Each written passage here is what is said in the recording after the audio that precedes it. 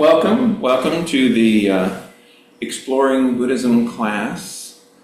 Welcome back, or for your first time. So what are we doing? Where are we? So we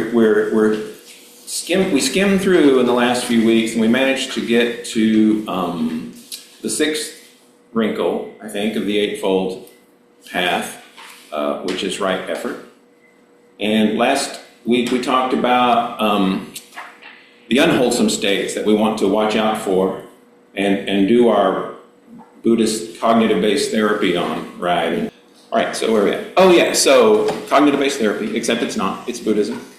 So we can replace thoughts, we can look at a thought and focus on its drawbacks, and so that it becomes less interesting to our minds, so that we can let it go. So it was the five hindrances that we talked about, and the five hindrances are sloth and torpor, right? It's the only one I can remember. Doubt, right? Doubt is one for sure. So sloth and torpor, that's dullness and drowsiness, right? And so doubt. What else we got? There's a couple of pairs, right? So doubt is not part of the pairs. What's the opposite of restlessness and worry, right? And then we got the two big Buddhist ones, right, which is craving and its opposite, sort of. Aversion or ill will is the hindrance, right? So craving and ill will, restlessness and worry, and dullness and drowsiness, and doubt about the path, specifically. If you're, doubting other things, I guess that's your business. I don't know. So, right. So those we want to discourage. We're not trying to squash them or repress them, just not focus on them. And so the other half of right effort is to develop the wholesome states, right? And so, and that's even more important, to develop the wholesome states of mind, right? Because if you're in a wholesome state of mind, you're less likely to get into, an unwholesome state of mind or to fall into the hindrances. Because you draw more flies with honey than vinegar, right? Isn't that what we say in this part of the world? So, what are the wholesome states of mind? Well, the traditional answer, which of course is what I'm always talking about, traditional answer for what are wholesome states of mind are the 7 factors of awakening. So yes, another list. Lucky us. There is. These factors are developed through your practice of mindfulness and meditation. Metta practice, of course, is good for developing a wholesome state of mind. And of course, just being a peaceful and virtuous person. Virtue is very important in Buddhism. So how you carry your actions and your words and your thinking through the day can affect your state of mind quite a bit. So what's the deal? Why these 7 factors? What's the point of these? I'll list them at some point. They're good states of mind. They lead towards enlightenment. They help with the path to enlightenment.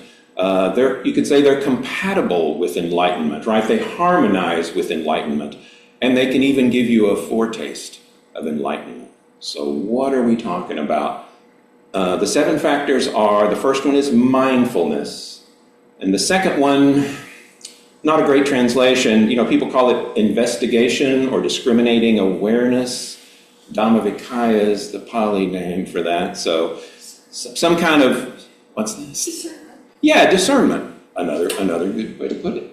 And so the third one is energy or effort or diligence. Any of those kind of get to it, kind of thoughts. And the fourth one is interesting. It's form of joy, and again, there's not a good translation for it. It gets translated as rapture, which is a weird Elizabethan word, but it's pretty happy. And the fifth one is tranquility. That's a good one. Sixth one is concentration or samadhi. I'm sure I've mentioned I don't like the word concentration. It sounds like you're getting a headache. Samadhi is not like that. And the seventh one is equanimity, a word which we have had before in yet another list. So, are we all good?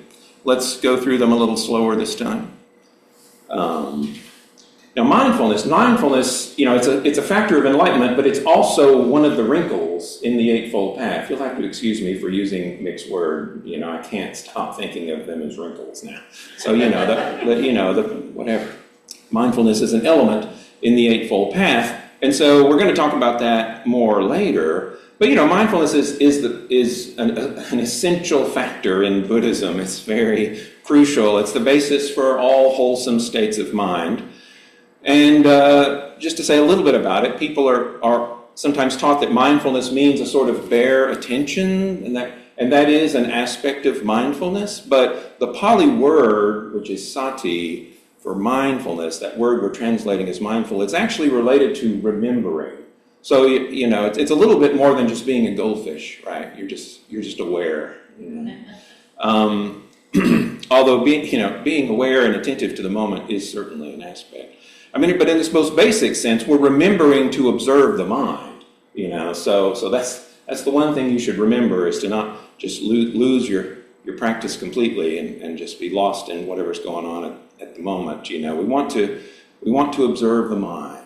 And in meditation and just as you go throughout your day, you want to be aware of what state am I in? What am I doing? How am I feeling? What's going on? So, we don't want to fall into heedlessness, which is sort of the opposite of mindfulness. We want to be aware of what we're thinking and doing. Beyond just being attentive, though, with mindfulness, we want to be aware, we want to look at what we're doing, but we want to look through kind of a Buddhist lens, so your understanding and your practice kind of comes along with mindfulness, because lots of people are mindful, lockpicks are mindful, and all of that, but we're specifically mindful in a Buddhist sense. We want the teachings close at hand when we're being mindful. In addition to being attentive, we want to observe our experiences somewhat dispassionately. That's also an aspect of mindfulness. That it's good to notice when you're having a reaction to something, right? You can have an emotional reaction, you can have a physical reaction, fist comes up, or whatever it may be, or a raised eyebrow, But we're always reacting to things, and that's a good thing to notice, because our reactions tends to be quite heedless, right? We don't consider how we're going to react in the moment. It just happens, right? And that's something that, with mindfulness, a lot of times you're catching it after the fact. It's like, oh, I just did that thing, But eventually, as your mindfulness practice strengthens, you can catch it when it's still just a thought, But anyway, so I'm going too much into mindfulness, but we'll talk about that. So we want to observe reactions and not just fly off the handle. Mindfulness, pretty straightforward. We're going to talk a lot more about it. The second one, this investigation or discernment. Discriminating awareness. There's all kinds of ways to translate Dhammavikai.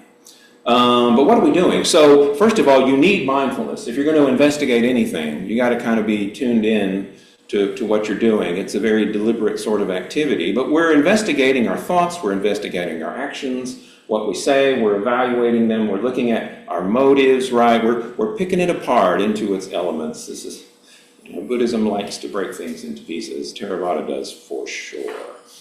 And so, so anything that's going on, is it wholesome? Is it unwholesome? Is it appropriate? Is it inappropriate? There's all sorts of ways to look at what's going on. What is my current mood or thought or activity being motivated by? Is it any of the poisons, greed, hatred, and delusion? Is it a wholesome motivation? These are all things you can look at with your investigation. Our minds are often pressing on us to do something, to act or to not act. What is that pressure that we're feeling? That's a good thing to notice with your mindful, discriminating awareness. I've already forgot your word. Discernment. Yes, your mindful discernment. What is my motivation? This is a good question. Is it a healthy motivation, a useful motivation, a kind and moral motivation, or am I just trying to, get something, get something that's not necessarily for the common good. So yeah, pressure. That's a good thing to notice. Another thing that we're doing with our investigative awareness, our discernment, is we want to apply the Dhamma to all this experience that we're seeing with our mindfulness, right? And it's not like you can do all this real time, but that's one of those things you can do on the cushion, How did that thing went that happened today that I'm pretty uncomfortable about? Let's pick that apart a little bit, not in a worry and restless way, but in a how is the Buddhism in this situation, So the things you want to look for, one is the 3 marks of existence, right? We had a little chapter on the 3 marks of existence, and I hadn't really talked about it yet, but what are the 3 marks of existence? 3 marks of existence. Impermanence is one. What, impermanence? Impermanence, and just being reliableness is kind of in there with impermanence. Is something? Is it really going to be there for you, or is it just kind of go wonky when you need it? Reliable and impermanent. What's that? Oh, unreliable. I mean, yeah. So impermanent, permanent or impermanent. Is it reliable or unreliable? Those are all kind of related. In this is it changing or staying the same? That's what impermanent. Exactly. That's the problem. I got that much. So I've heard. So right. So that's one mark of existence. Is it constant and good and working for me and reliable, or the opposite of those things? The second one is the word is dukkha, right? So is it stressful? Is it satisfactory or unsatisfactory? Is it working for me or not working for me? Is it just causing me a problem, or is it? So these are questions you ask yourself? Yeah. The 3 marks of existence. You can look at any thought, any feeling, any action, anything you say, anything that happens in the world, and you can look at it with the 3 marks of existence. Is this thing reliable? Is it stressful or not stressful? And the third one is the weird one. Is it self or not self?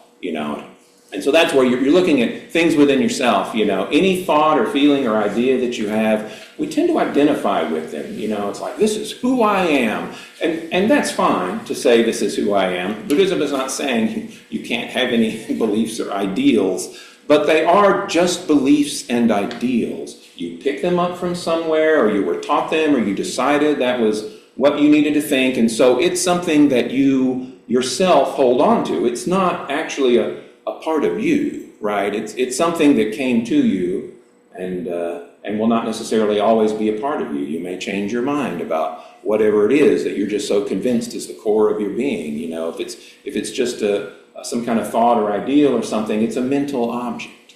It's made of parts. It can come apart. It can separate. And so is this thing that I'm thinking or feeling or whatever, is this really me?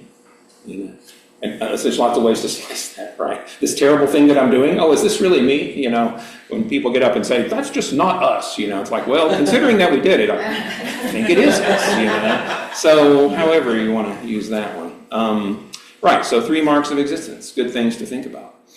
Another thing that you can apply your discriminating awareness to, or your discernment, is the 4 Noble Truths, right? There's the second and third Noble Truth is, am I feeling some suffering that's caused by some craving? It's a good thing to analyze, as you're sitting there on your cushion or just laying on your pillow or in a quiet moment, or even while the conversation's going on.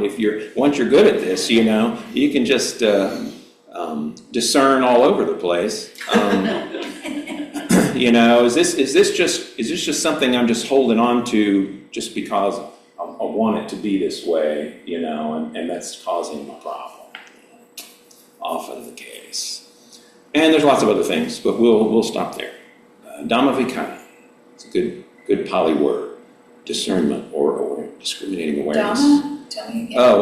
The Pali word? Yeah, what is the Dhamma Vicaya. Dhamma, it's really 2 words. Dhammavicara, and so it's Say the second word again. Vicaya.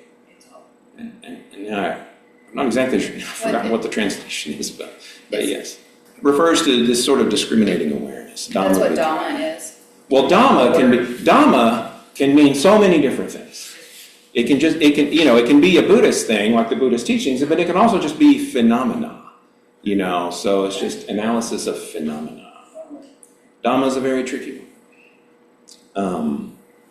Right, so we've got mindfulness, we've got investigation or discernment, and we've got energy, right, or diligence, perseverance, persistence. These are all, do you have the gumption, right, as we might say. And energy can, it can arise from the first two factors, mindfulness and, being very discriminating in what's going on with your mind and in your surroundings, that can help you just not get caught up in heedless reactions or just kind of floating away in repetitive negative thoughts and that sort of thing. When you're mindful and you're looking carefully at what's going on, your energy is not wasted anyway. Being free of the 5 hindrances gives you some energy because those are all energy sapping, being caught up in something you want or something you don't like or whatever it may be, restlessness and worry and all of those. Those all use energy that now is not available to you for your mindfulness, whatever.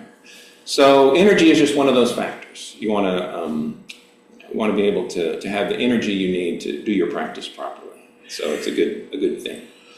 And meditation practice can help, sort of raise or stabilize your energy level. Many people find that sort of mental exercise is good for establishing a little bit of energy. Or, get up and run around the room, I guess.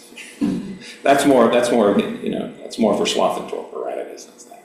So energy, it's one of the 7 factors of awakening. The fourth one is this one it's a word that kind of means joy, but it's a particular sort of joy. And the Pali word is P-I-T-I-P-T. And the way it's described, at least in the tradition that I follow, the Thai forest tradition, it's a kind of joy that's kind of felt in the body. So this factor of enlightenment is not just any, school's out early or whatever, it's not just anything. It's this particular sort of somatic joy that you feel in the body. And so, what am I talking about? It's often associated with sort of deeper meditative states. That's really where this tends to get talked about, is this kind of joy. Meditation might not be a joy to you at this point, but it can be. It doesn't mean I'm a failure yet. No. That we're going to cover that chapter. He's got all that covered. PT is usually in an advanced. You're in a pretty seriously deep meditative state, but it's also just this kind of just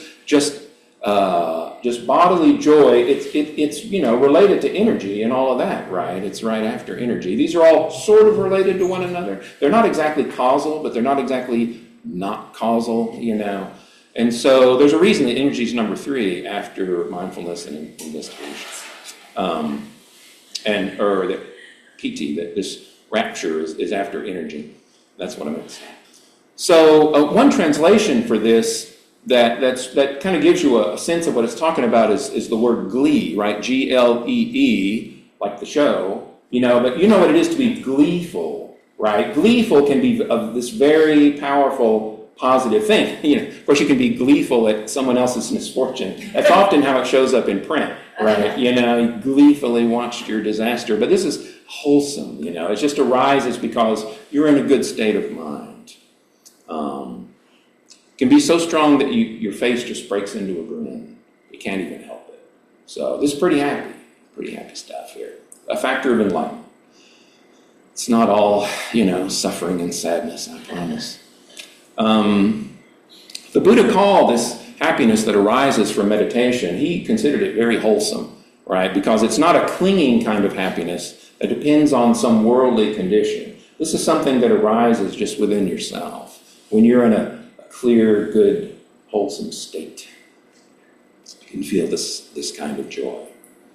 So that's number 4. The 5th one is not quite its opposite, but the other direction is tranquility, right? And the reason that tranquility is here after this rapture, joy, glee, whatever it is when, as you calm down from joy, ideally you enter into a calmer state of tranquility, right? Meditation can lead to a state of tranquility.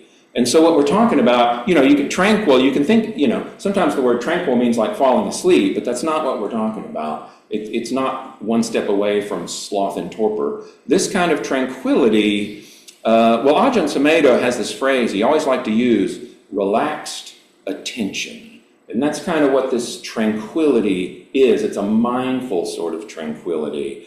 And the metaphor that I always like to think of, so that I can remember things, is if you've ever seen a cat watching a mouse hole, they can sit there for hours, right? So they're not tense, they're completely relaxed, but they are completely alert, right? So it's not sleepiness, you're relaxed, but you are aware, you're here with the moment, it's that kind of tranquility. So, anyway. That's not in the sutras, that bit about the cat. This is just how I think about it,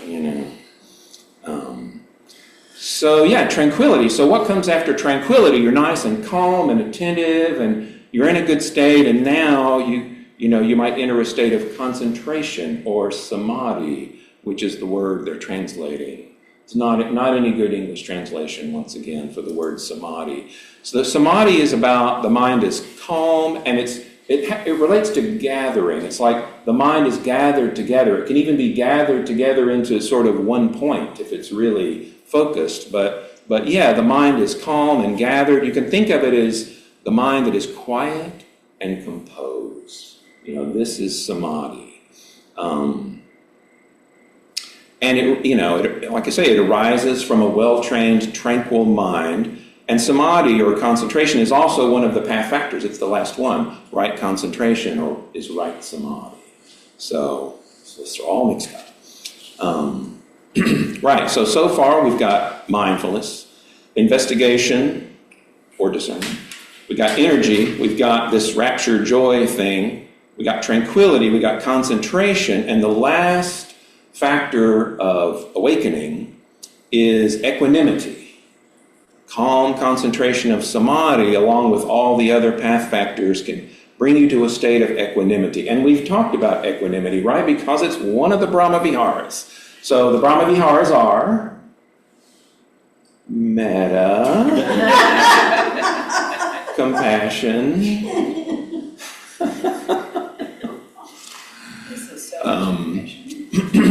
right, and not joyful. The third one is mudita, and it's I can't think of the English translation now. They're happy for other people's happiness. Sympathetic joy. Thank you. Sympathetic joy. Such an awkward phrase because it's so awkward for Westerners, right? It should be awkward, so we don't know how to do it. And equanimity is the fourth one, right? So one of the 7 factors of enlightenment is also one of the Brahma Viharas, and 2 of the 7 factors are also in the Eightfold Path. So you understand, this is not like a scientific classification scheme, right? That is not what the Theravada Buddhism is doing here. These are in different lists to help you. If you don't like one list, pick another one that makes more sense to you. These are things that are related together, and the lists cross in all kinds of ways, and that's okay because it's this is the list for things that are sort of compatible with a good state of mind leading towards enlightenment. And so, yes, of course, there's going to be things that relate to other lists. How could there not be? So, like the 5 hindrances, those things aren't in any other list. We don't want those things around. In any other list, they're just off in the hindrances. So, equanimity, yes. That's what I'm on, right? So it's stability, right? When you're equanimous, you're not blown around by the world, right? You're like a rock set in the earth. Worldly winds can't move you. And equanimity is not indifference. indifference, right? Because we talked about that when we talked about the Brahma Viharas. They each have a near enemy. I'm not going to try to list the near enemies, although I should, but we won't right now. So yeah, it's not just being an unfeeling lump. Equanimity, you're mindful, your discriminating awareness is turned on, you know what's going on, but you are not blown around by the craziness that surrounds you. And so yeah, that's the list. It's a good list just to think about, is my Buddhist practice, is it leading me just down a rabbit hole of neurosis, or am I developing some of these good, open-hearted, calm, good states of mind? The 7 factors of enlightenment are road signs along the path, I suppose, to some extent, and states that we want to encourage in our minds. So what is the result? You're doing, your 7 factors are all cooking good. What does that sort of person look like? And I always think about one of my favorite verses from the Dhammapada, right, which is like the little Theravada book of Proverbs, verse 95, right? Book of Armaments, chapter 2. So here's what it says. This is like a person whose mind is very well developed. They are yielding like the earth. They are clear and tranquil as the lake. They are as still as a stone pillar set deep in the earth. And so what is that about? Yielding like the earth, not reactive. You accept things as they come, right? The earth accepts everything. You can throw anything on the ground. It will not complain. It's just there at peace. So yielding like the earth, clear and tranquil as the lake. Popular Buddhist metaphor, the lake. So it's a clear mind, right? It's free of mud and impurities. And traditionally, there's also this idea of joy that's associated with the lake, shimmering clear. Not shimmering because it's a still forest pool, I guess is really supposed to be the metaphor. But it's joyful is associated with that. So the first one was unyielding. Yielding. Sorry, I'm not speaking yielding, right. But yeah, yielding like the earth. Like you're. See, that's the thing is, it sounds like these are incompatible, right? That's the trick of this verse. This is why I like this verse so much. You are yielding like the earth. You are clear and tranquil and joyful like the lake. You are as still as a stone pillar set deep in the earth. What could it possibly mean to have all of those qualities at the same time, right? And so you look at people like Thich Nhat Hanh. I could not find this reference, but I am convinced that I once saw him described as like an iron cloud, because Thich Nhat Hanh, the way he interacted with the world was so gentle, and so kind. But, this is a man who accomplished a lot of things, and people would say it's like when Thich Nhat Hanh has the plan is going to happen, And so you can be like a stone pillar, unmoving. And you can also be yielding like the earth, as well as clear and joyous like the lake. See, it's all in how this is applied as you move through the world. Are you a stone pillar about the right things? Or are you just a stone pillar about your opinions, right? This is usually when we become immobile, is our opinions. That's when we should be like the earth. And it's like, whatever you guys want to do, we're going to get to the solution, and however we get there is totally fine, right? That's yielding like the earth. Stone pillar is, I don't think this is quite right. So I am just not going to be doing it. You are set when it matters. If it crosses that line of virtue, now you are unmoved. But if it's about just people trying to do their thing, yielding is usually the right answer, right? People have to figure everything out, and everybody's confused, and you can meet everybody halfway.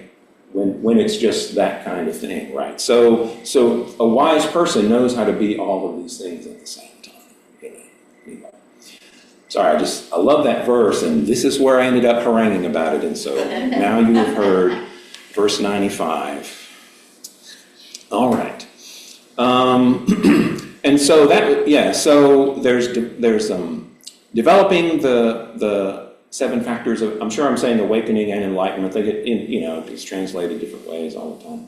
But yeah, so your meditation practice and your virtue and your metta and all those good things can help develop these qualities. And I think I said way back at the beginning, it's like maintaining them. It's like, yeah, keep doing those things, Be mindful and maintain your wholesome states. It's not about grasping, it's not about my tranquility's fading. I gotta gin up some more tranquility, These things are like, they're visitors, right? When you're in the right state of mind, these sorts of wholesome states just come to visit. You can't make them happen. Right, when we're at peace with ourselves, we're resting in our virtue, right? And these wholesome states are easier to come by. And there's a famous sutra. I always say everything's a famous sutra. I mean, there's only so many of them. I guess they're all famous. But, it's in the nature of things that joy arises in a person who is free of remorse, right? The Buddhism is always making this connection between virtue and happiness. Anyway. So, any thoughts about the factors of awakening or enlightenment? Or the hindrances, or anything else about right effort? Just like, I keep paddling, let's get past this. So before this class, I pulled some notes from last year with Kevin Griffin. Yeah? Did I say all the things that are opposite of him? Or anything? Actually, no, he said a lot of the same things. I was looking through it. And there's only so much Dharma, I guess. Well, he said basically the bottom line was see your experience through the lens of Dharma versus the lens of self. But he was talking about the exact same things that you were talking about, and he phrased it slightly different, but through the experiences through the lens of Dharma. Instead of the lens of the self. I assure you I will be stealing that from now on. But then he says not self, impermanence, and unsatisfactory. Right, so, yeah. Right. These are the things. Yeah, thank you. There's a part of our mind that can be reliable. This part of our mind that we develop in our practice, nothing else is reliable. This is the problem. Right? So, very good. That didn't actually take the whole session. Like I keep getting behind, but so now, what's that? I was going to add another thing. Yes, absolutely. The chapter that lists the 3 marks of existence. Yes. Is called Seeing Things as They Are. Oh, I'd forgotten that. And I think that, I just looked it up, but I think that it's useful. This is what the Buddha looked at and said, this is how things are. You have these Right. qualities Right. of human existence. So I think what you're saying is for yourself, use that information from the Buddha to say, is this true? Right. That's right. I didn't put the capstone on that particular thing. Right, but what Buddhism is telling you, right, is that you will find that all worldly things, ourselves and all the objects and the people and everything else in the world, they are impermanent. And they are not particularly reliable. And they involve stress. And they're not really who we are. We are something else. We are not defined by whatever thoughts or our zip code or anything else, None of that is a definition.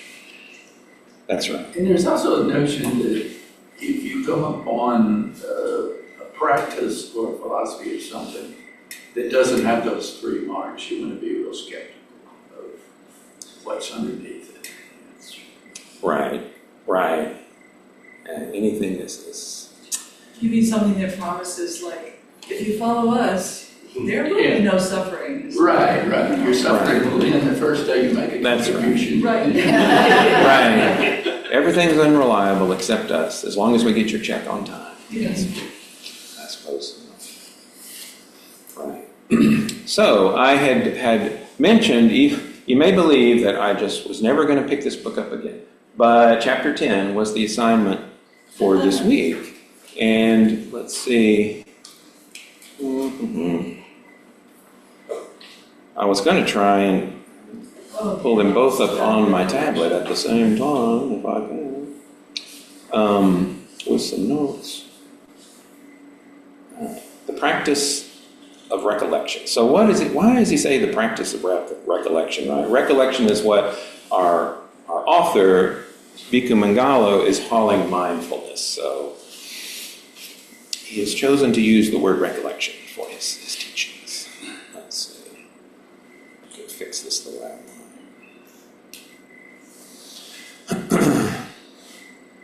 way. Doop. Scroll. So what does he say? Practice recollection. It's about mindfulness meditation. That's particularly what he's talking about. And he starts out talking about the grasshopper mind, right? Does anybody remember that show, Kung Fu, or is that long gone?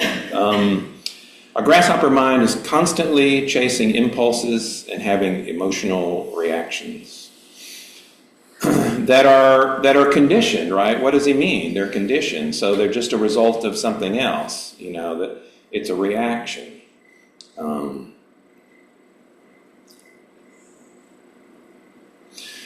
And he says we're on a never-ceasing, never-satisfied search for satisfaction, bewildered, aimless, and suffering. I love this guy. He sounds so Theravada, It's great. He says that we're in a waking dream. Our minds spin a web of thought. I'm sorry, I just want to walk back through this chapter because it's a good chapter, and I just want to try to push some of these thoughts into your brain a little deeper, right? Because you read one of these chapters, it's like, oh yeah, it's kind of about meditation, but these are all good things to remember when you're, working on your meditation practice. So he says that objects change, but their name remains the same. So the mind is left clinging to empty names and loses touch with reality.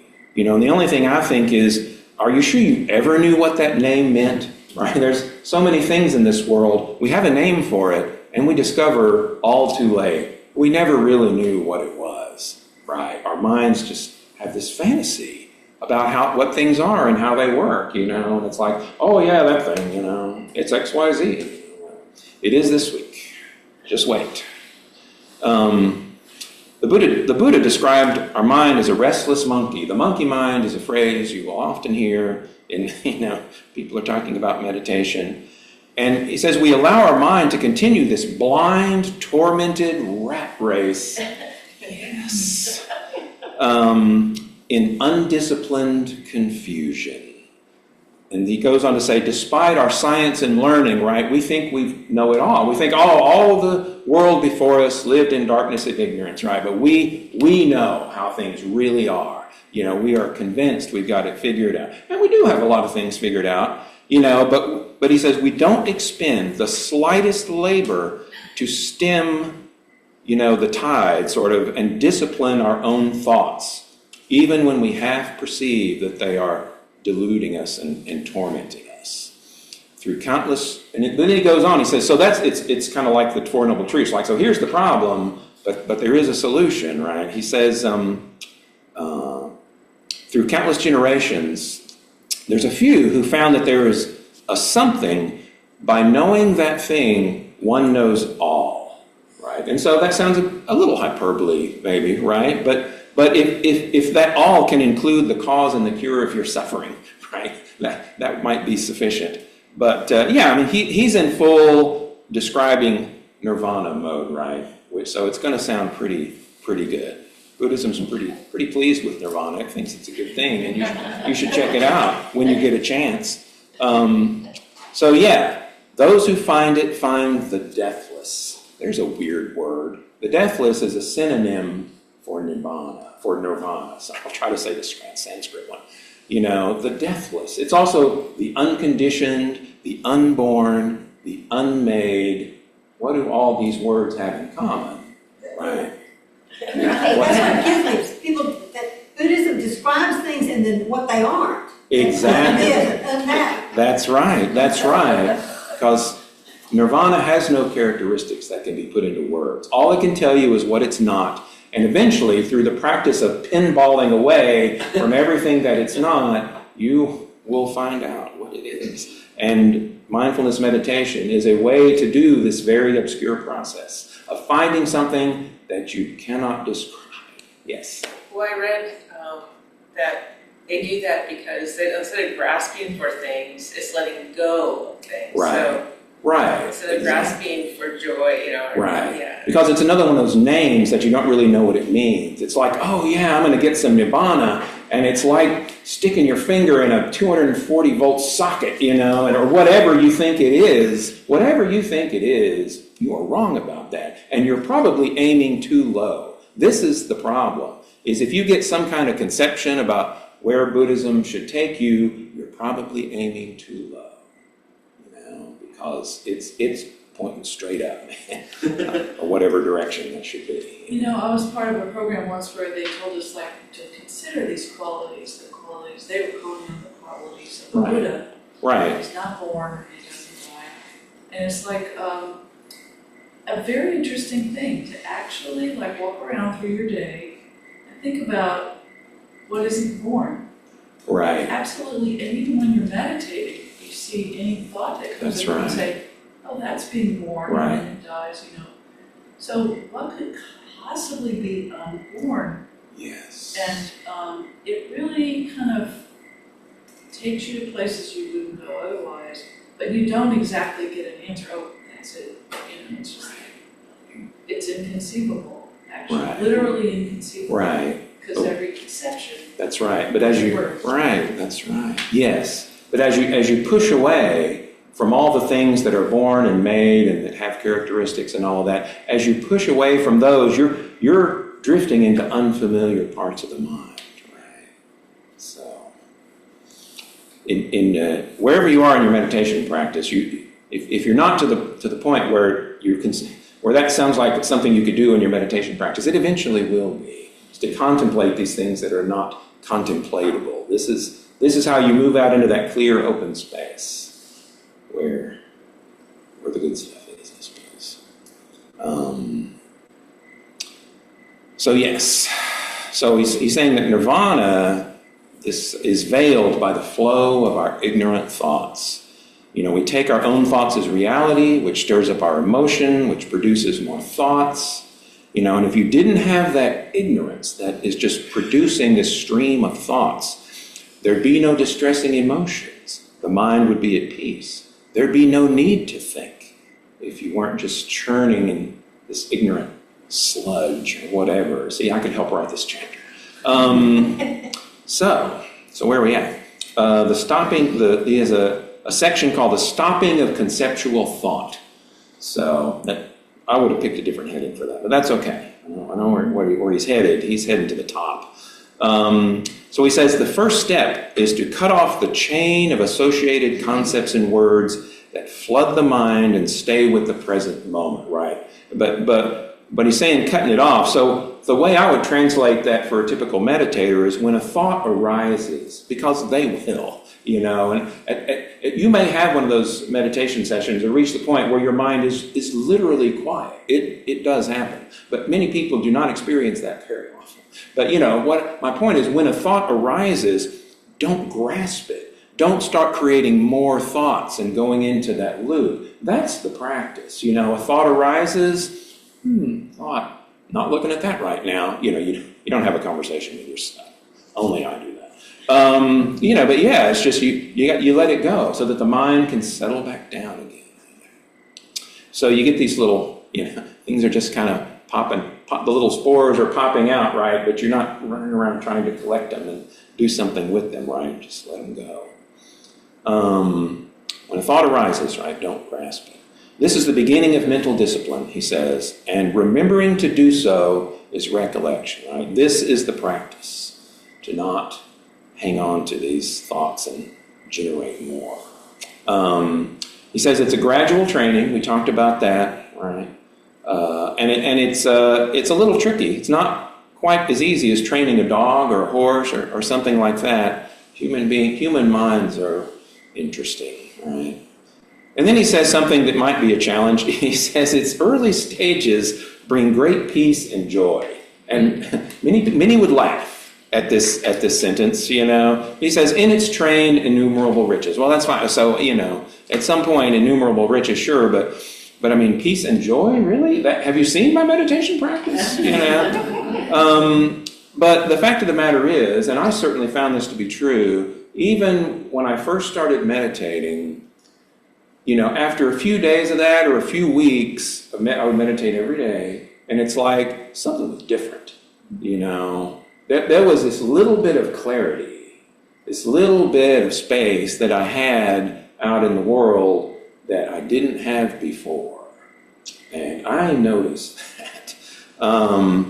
So sure, it's not incredible peace or crazy joy that makes you smile and you can't even help it. So maybe it's not that, but you realize that the practice is doing something for you, something fairly deep and maybe a little subtle, but it's happening, and that's when you are on the path, And it comes and goes. You can have good moments and bad moments, but anyway.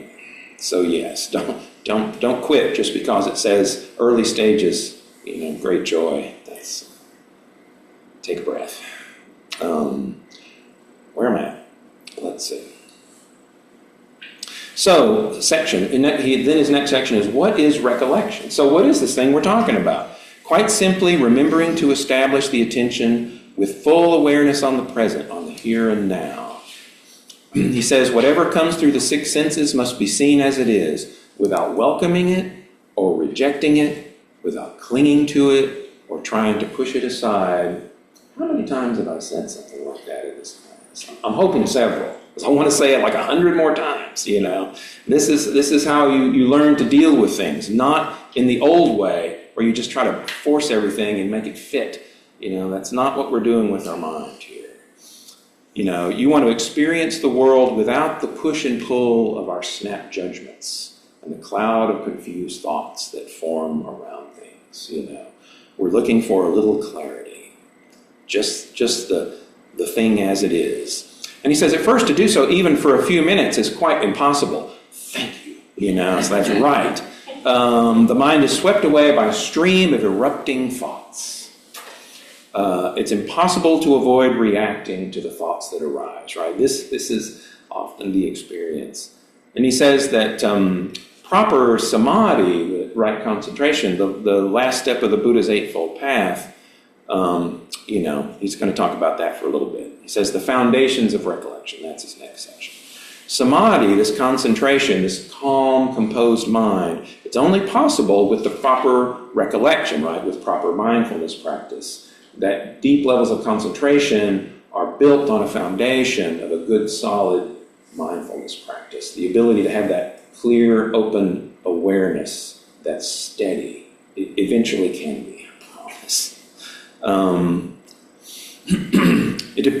And samadhi, this right concentration, depends on all the steps of the Eightfold Path. You need a good foundation of understanding to realize the futility of the transient and conditioned, right? This is more of that unreliable, stressful stuff. And the futility of looking for me, right? You look under everything on the table and there's no me. You're sure there's a me here somewhere, but you can't quite put your finger on it. This is the clue.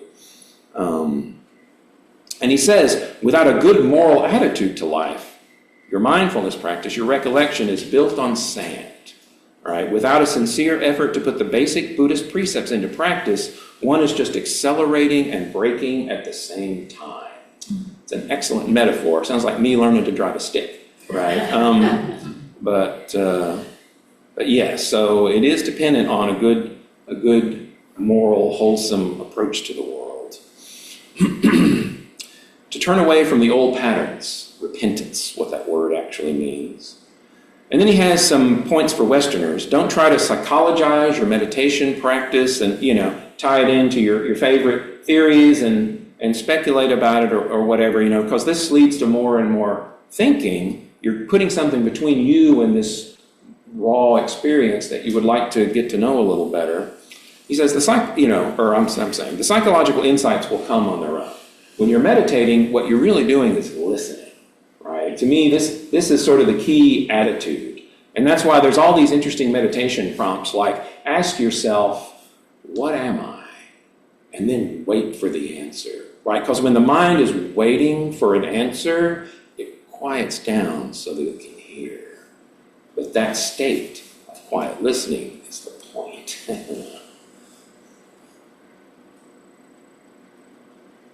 So yes, and he says this thing about, oh, Easterners can complete a course of meditation in a few weeks. I don't know what he's talking about. I don't know what that course is. So don't feel like you're missing out on something there. A few weeks is like you're just barely getting your toe on the ground, with most meditation practices, especially we as lay people. It's like we can't do this all day. So it takes a minute. And then he talks about the basic breathing exercise. What are we doing? Why, in meditation, you're always taught, pay attention to the breath. Well, what's that about? He says the breath is a semi-automatic function. It's always present.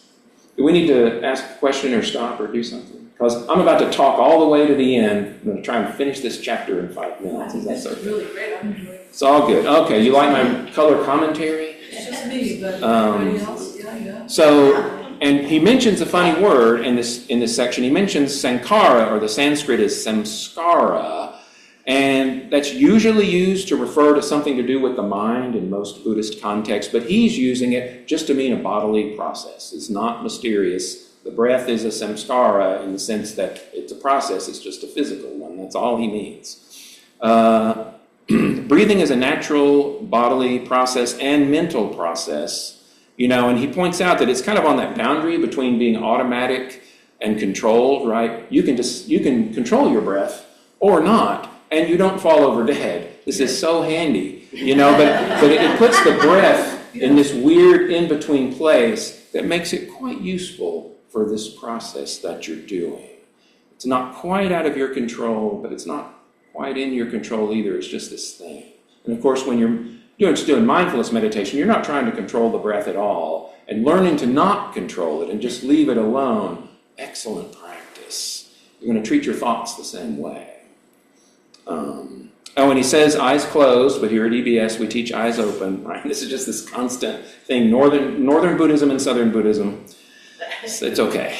It'll all work. Both is fine. Yes, it's all good. And he says focus attention on breathing at the face. Attention should be on the physical sensation. This is, most people consider this to be a little bit of an antiquated instruction because it really stretches all the way back to Buddhaghosa, who was 5th century BC. I had to look him up after I said the wrong thing. About in this very careful jhana practice that he talks about, you're feeling the breath like right here on your upper lip.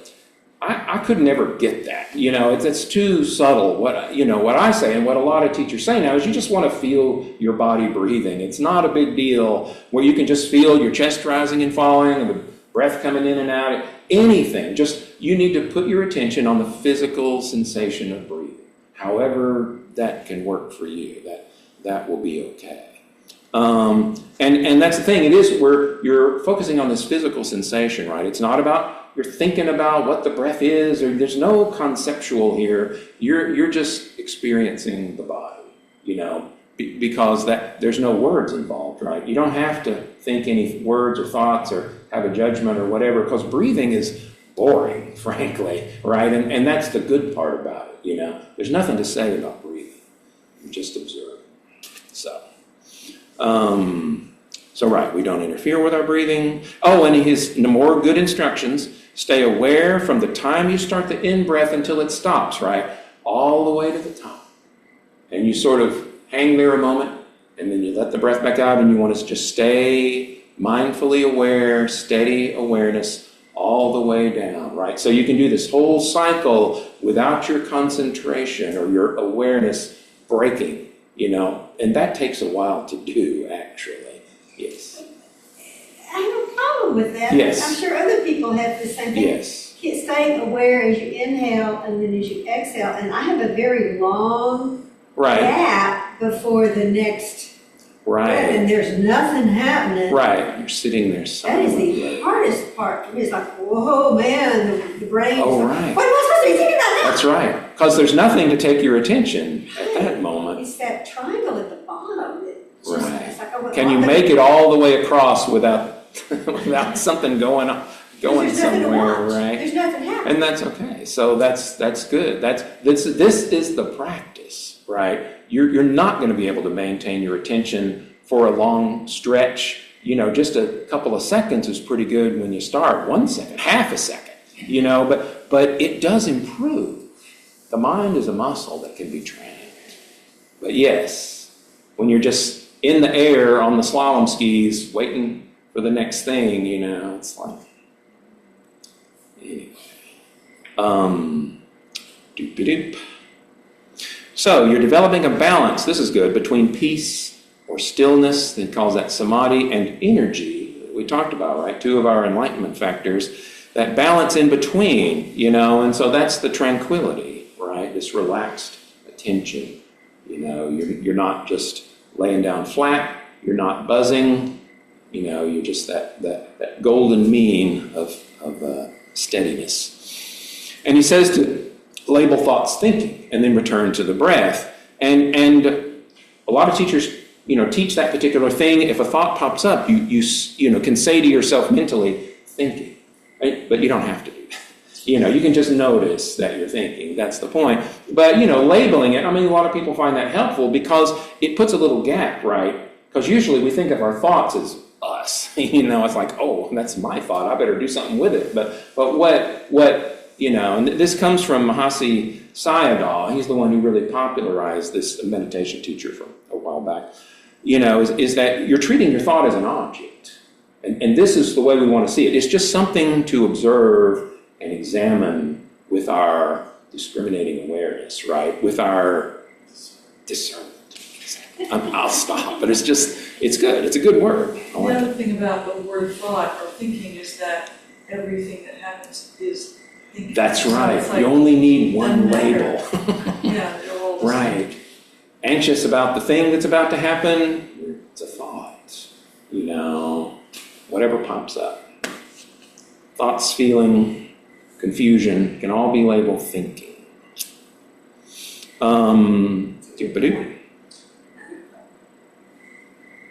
So, and he mentions this thing, which is very subtle, but it's very true. You can catch your thoughts before they arise. You can feel the mind like gearing up to bud out a thought.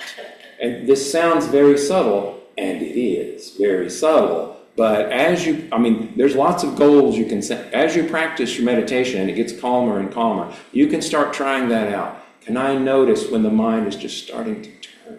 I don't even know what the thought is yet, but it wants to think one, and then you can kind of like gently calm it back down so that you're not forcing anything.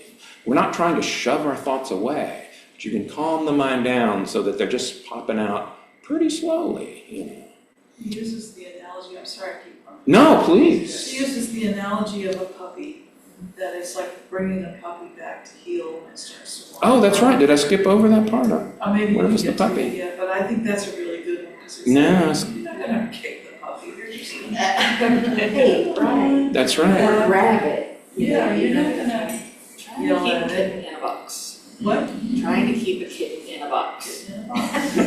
That's right. So, or like trying to get your toddler from the house into the car, right? It's just kind of like, no, not now. No, you can pick up,